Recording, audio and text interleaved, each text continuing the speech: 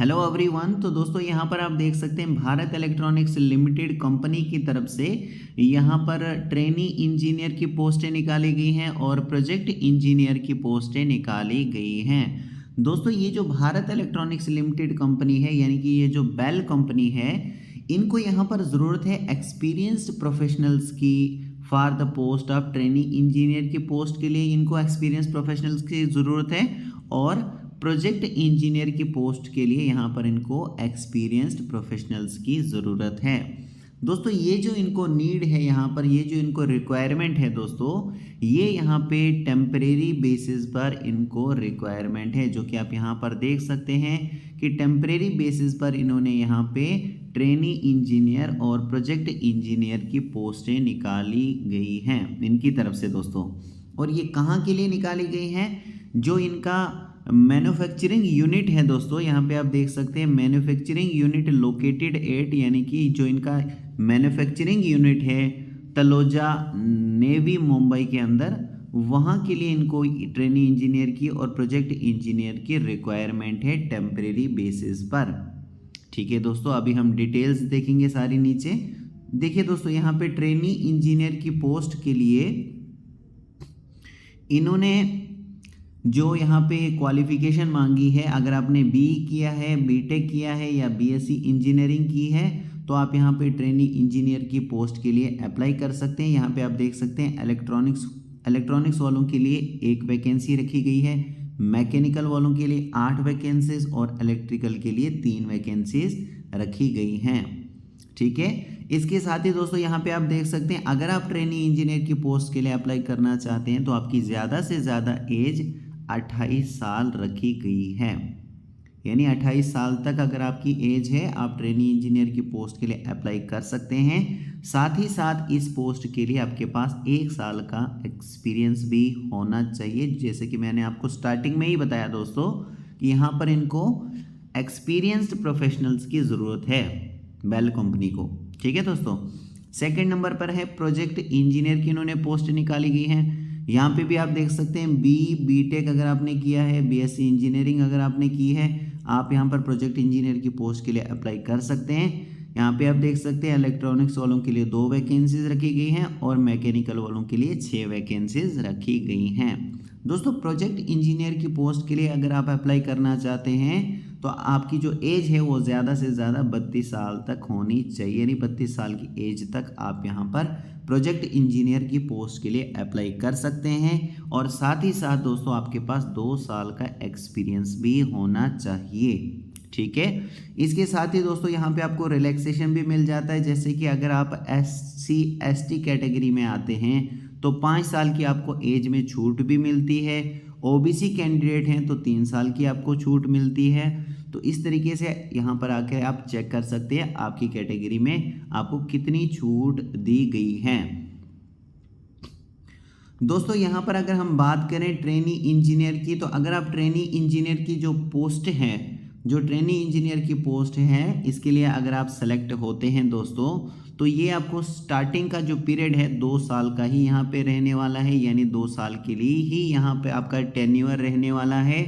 ठीक है, 1 साल का ये और दोस्तों एक्सटेंड हो सकता है यहाँ पर रिक्वायरमेंट के हिसाब से, मतलब अगर इनको ज़रूरत है दोस्तों तो 1 साल का और आपको एक्सटेंड हो सकता है पीरियड, और आपकी परफॉर्मेंस को देखते हुए भी यहाँ पर ये 1 साल का एक्सटेंड भी हो सकता है।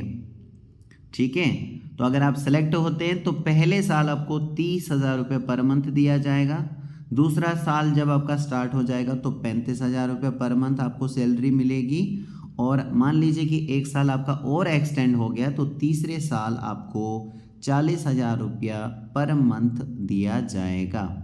इसी तरीके से अगर हम प्रोजेक्ट इंजीनियर की बात करें तो अगर आप प्रोजेक्ट इंजीनियर की पोस्ट के लिए सेलेक्ट होते हैं तो ये 3 साल का यहाँ पे पीरियड रहने वाला है, यानी 3 साल तक आपको लिया जाएगा। 1 साल का और एक्सटेंड हो सकता है, यानी टोटली यहाँ पे 4 साल तक ही मैक्सिमम एक्सटेंड हो सकता है। और जो ये तीसरे साल के बाद जब आपका चौथा साल, तब यहाँ पर आपको एक्सटेंड होगा प्रोजेक्ट की रिक्वायरमेंट के हिसाब से। ठीक है, मतलब अगर चौथा साल आपका यहाँ पे एक्सटेंड होगा तो वो प्रोजेक्ट की रिक्वायरमेंट के हिसाब से ही एक्सटेंड हो सकता है, और आपकी परफॉर्मेंस को देखते हुए भी यहाँ पे ये एक्सटेंड हो सकता है। तो अगर आप प्रोजेक्ट इंजीनियर की पोस्ट के लिए सेलेक्ट होते हैं दोस्तों, तो पहले मंथ आपको मतलब पहला साल जो आपका स्टार्ट होगा तो 40,000 रुपये पर मंथ दिया जाएगा। दूसरे साल जब आपका शुरू हो जाएगा तो 45,000 रुपये पर मंथ दिया जाएगा।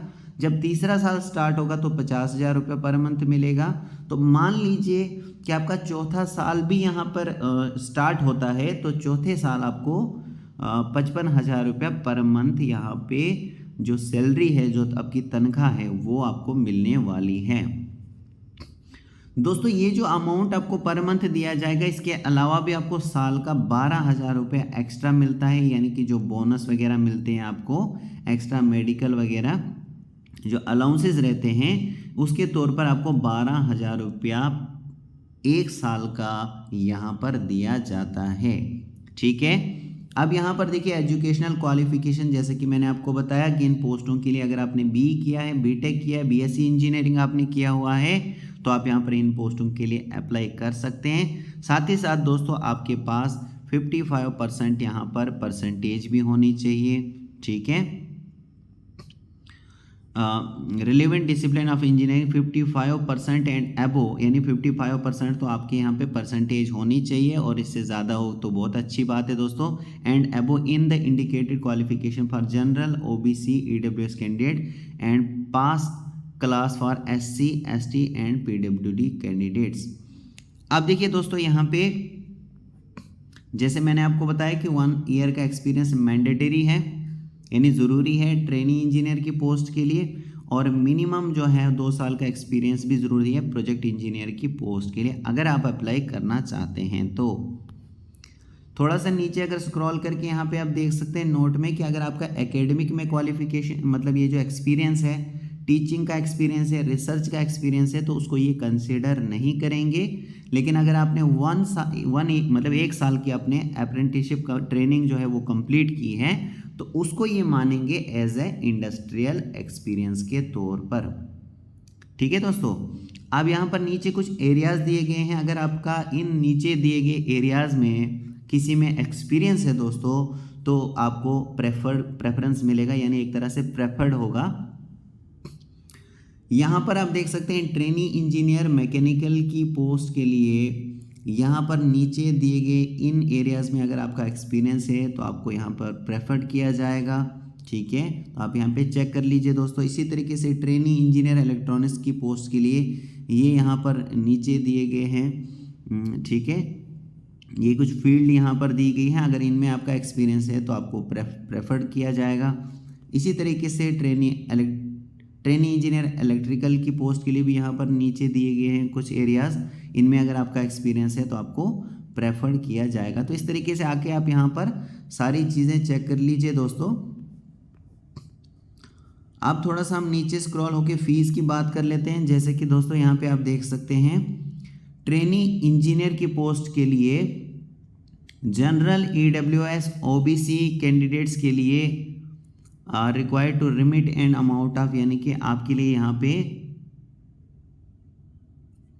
177 रुपीज़ फीस रखी गई है, जिसमें से ये कहते हैं कि एप्लीकेशन फ़ीस जो है 150 है, तो प्लस 18% जीएसटी लगाने के बाद 177 आपका यहाँ पर टोटल हो जाता है। तो हम कह सकते हैं दोस्तों ट्रेनी इंजीनियर की पोस्ट के लिए 177 रुपीज़ यहाँ पे फीस रखी गई है। और प्रोजेक्ट इंजीनियर की पोस्ट के लिए general, EWS and OBC candidate are required to remit an amount of rupees, यानी 472 रुपीज़ यहाँ पे प्रोजेक्ट इंजीनियर की पोस्ट के लिए फ़ीस रखी गई है। ठीक है। जिसमें से 18% यहाँ पे जीएसटी लगा के 472 हो जाता है। ऐसे यहाँ पे 400 रुपये ही फ़ीस रखी है, लेकिन जीएसटी मिला के 472 रुपये यहाँ पे फ़ीस हो जाती है। अब थोड़ा सा नीचे स्क्रॉल करके कुछ और इम्पोर्टेंट देख लेते हैं। तो दोस्तों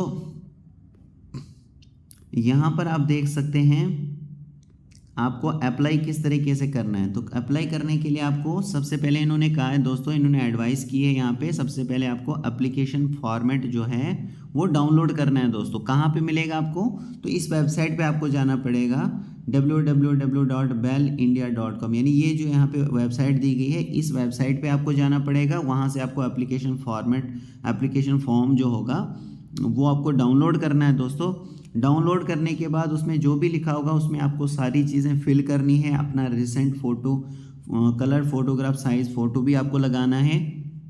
जो कॉलम दिया होगा उस पर आपको लगाना है, अपना फ़ोटो लगाना है।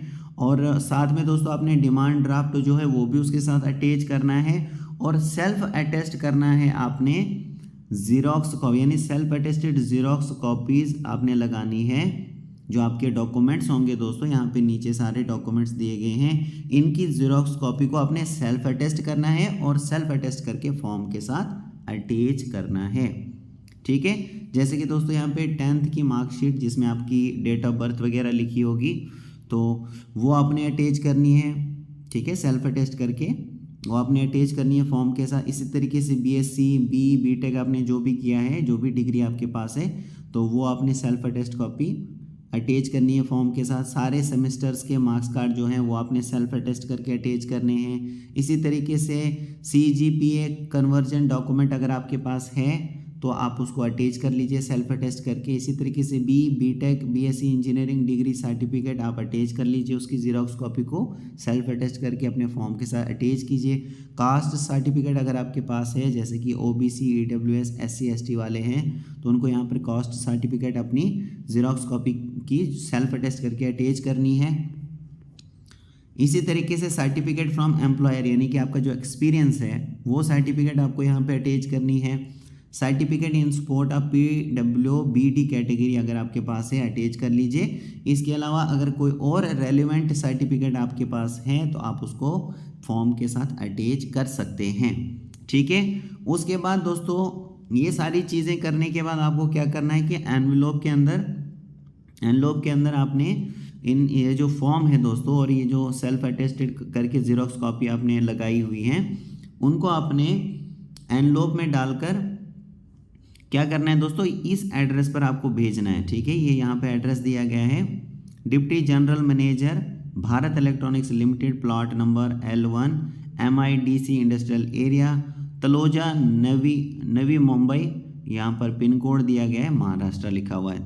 तो इस एड्रेस पर आपको सेंड करना है। क्या लिखना है आपको एनवेलोप पर, एप्लीकेशन फॉर द पोस्ट, आप जिस भी पोस्ट के लिए आप यहाँ पे आपने फॉर्म भरा हुआ है वो सारी चीज़ें आपको लिखनी है और नीचे ये एड्रेस आपको इस एड्रेस पर सेंड कर देना है। और ये जो आपका जो ये जो मतलब फॉर्म जो आप सेंड करोगे इस एड्रेस पर, जो नीचे दिए गया एड्रेस है दोस्तों, इस पर सेंड करोगे, ये यहाँ पर 23/11/2022 तक पहुँच जाना चाहिए, यानी पहुँच जाना चाहिए 23/11/2022 तक। ठीक है, तो दोस्तों मैं होप करता हूँ कि आपको सारी चीज़ें क्लियर हो चुकी होंगी दोस्तों। So thank you very much.